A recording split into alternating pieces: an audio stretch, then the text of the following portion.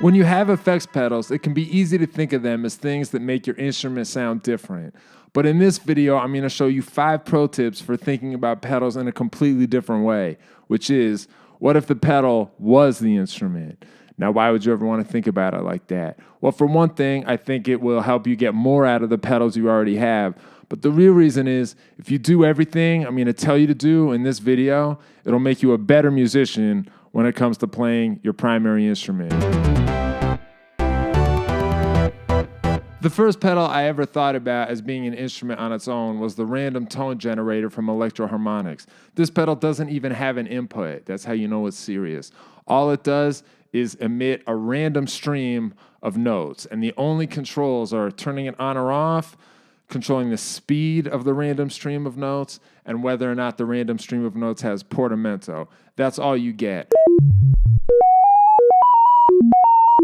I remember the first time I saw one of these thinking how funny and stupid it would be if someone got good at playing one of these. And then I decided to try to get good at it. Like, could I learn to make it sound like it was having phrases? And like, could I learn to find a way to make it produce melodies? I got so into this that I actually put random tone generator solos on my first record. If you listen to the first Cyber Attack record, there's a song called Sure Thing that has random tone generator in it.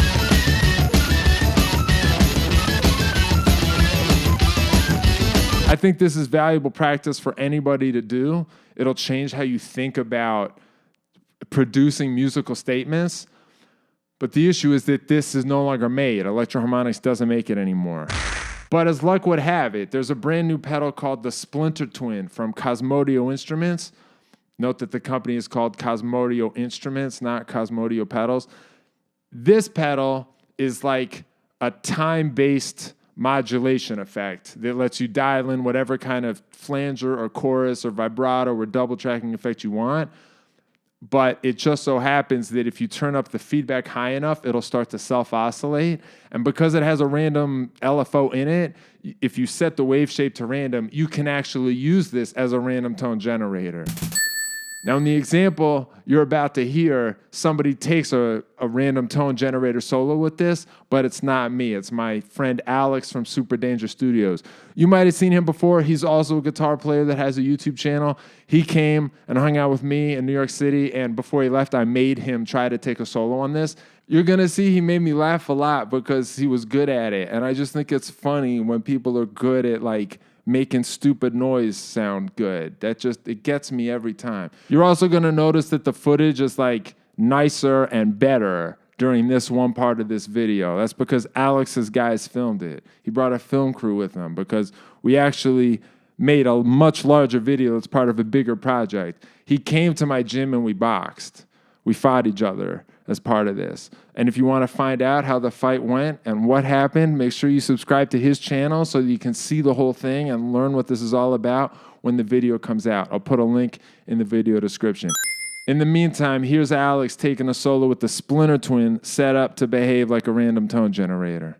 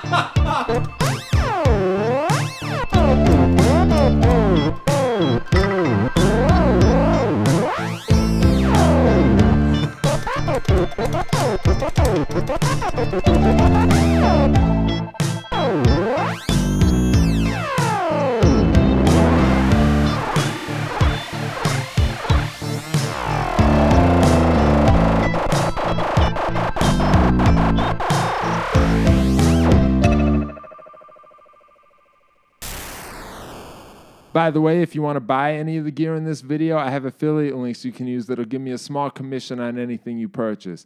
I'll put the affiliate links in the video description. Money!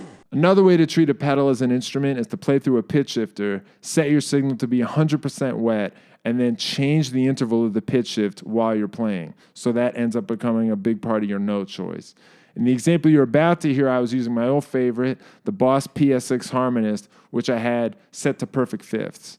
But I was continually using an expression pedal to change that perfect fifth to unison and back and forth. But I wasn't just using any expression pedal. I was using the brand new Crossflow from Intrepid Audio. This is a tremolo, but I wasn't using it as a tremolo. You can also use the LFO inside of this pedal to send out expression control automatically so that it's continually sending out expression pedal values without you having to use an expression pedal. It's very tweakable. You can pick the speed and the wave shape and everything else. I had it set to a square wave, which just means I was very abruptly switching from unison to perfect fifth and back and forth. That's a pretty good way to start out trying this. A perfect fifth jumping up and down, that's going to sound better and more usable than many of the other sounds you could wind up with if you just stumbled into doing this.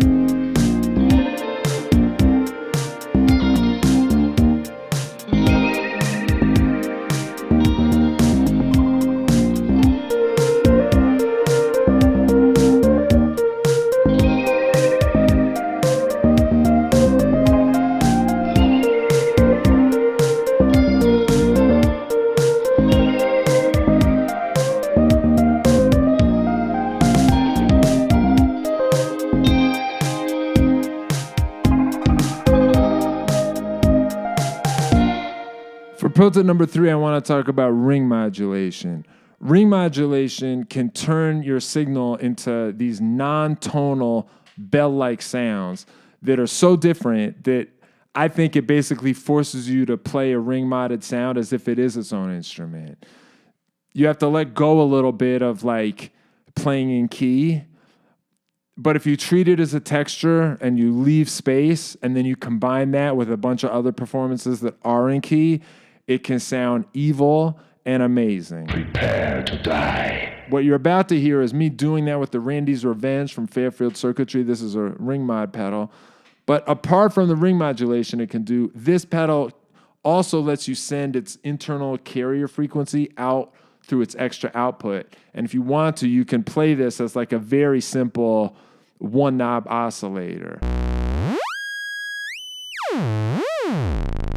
This reminds me of the random tone generator a little bit from Pro Tip number 1. It's not random and it doesn't have the same controls, but it's such a low-tech sound that if you try to play with it, it forces you to think about phrasing and melody and rhythm on a more fundamental level.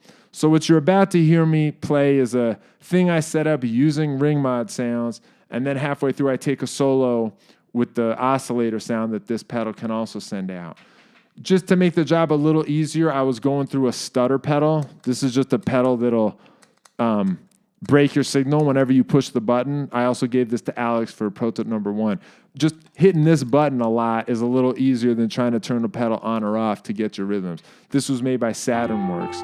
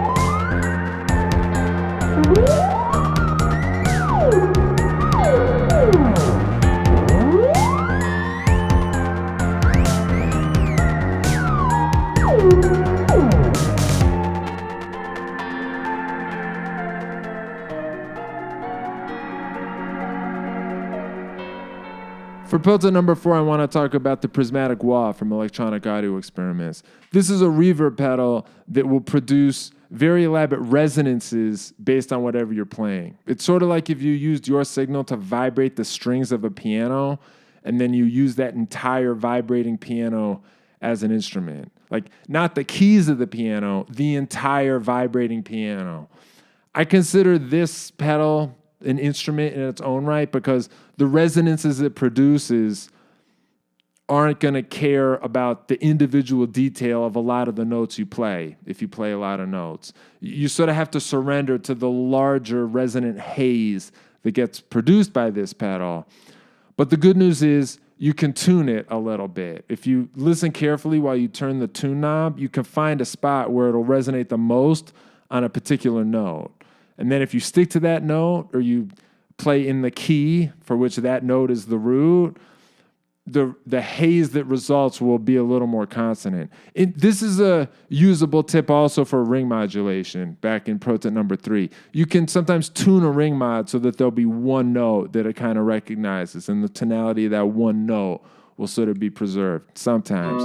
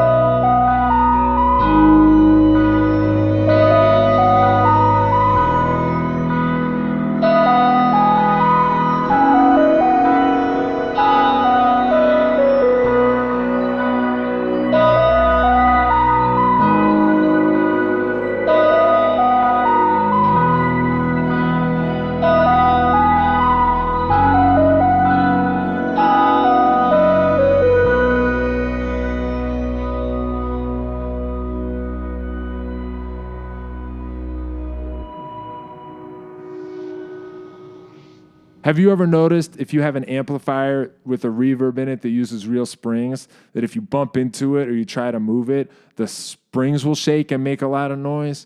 Every time I hear that, it makes me wish that there was some way to just play the springs as its own instrument. And as part of making this video, I finally came up with a way to do that. I'm using the spring reverb from EchoFix, which is a pedal that has real springs in it, but I was like too afraid to bang on this or shake it. Like I just like couldn't bring myself to do that. Judge me how you will. So instead, I used the drum thing from Electro-Faustus. This is another pedal that doesn't have an input. It's just an output you can plug into other pedals, but it has like a contact pickup in it. And so if you just touch it, it'll respond and send that. So what does it sound like if I touch that and run it into the spring reverb? Okay, that's cool. That's something. But then I asked myself, could I make that even more interesting? And my go-to choice when I just want to make something more interesting, but I don't really have a plan, is the Syntax Air 2 from Alexander Pedals. Okay, that's really good. I was happy with that. I just wondered, is there a way to make it stereo? There's always many ways to make something stereo, but today for this, I used the new Olivera delay from Strymon, and that's how I made it stereo. I think that sounds terrifying. I was really happy with that. I thought it sounded great and terrifying.